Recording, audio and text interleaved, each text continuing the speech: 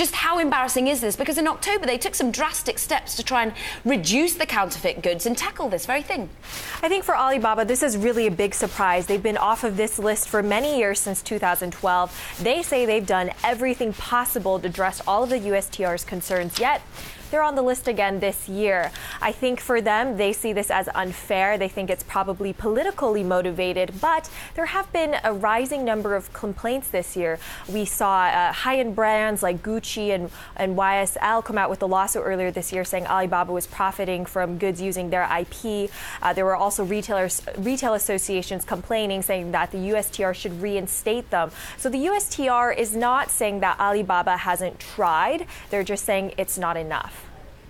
Bob, fascinating reading your own bio. You have been on lists of the most influential tech analysts out there. Are you one of these analysts thinking it could be politically motivated? Well, I think it's a little early to say that. Remember, the Trump administration is not in office yet, right? So, you have to say, well, wait a minute. Given that, yes, there's going to be some influence toward that, but because it's before that, I think you have to look at the legitimate nature of the issue. And unfortunately, in China, the idea of using other people's IP to make products is rampant, and it has been.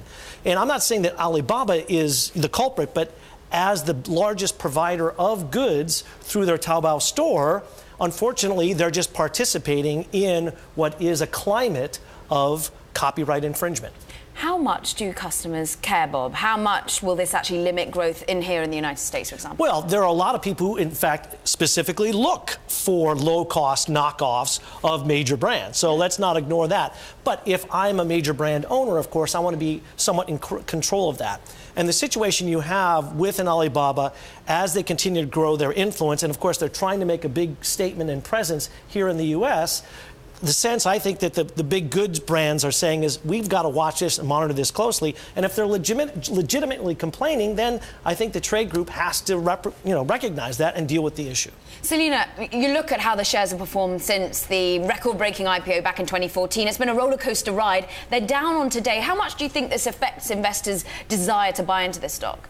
I think that it definitely does impact Alibaba. As Bob said earlier, realistically, this isn't going to hurt their business in China. But what this harms is their impact to go abroad, to be international, to really set themselves up as a big international brand.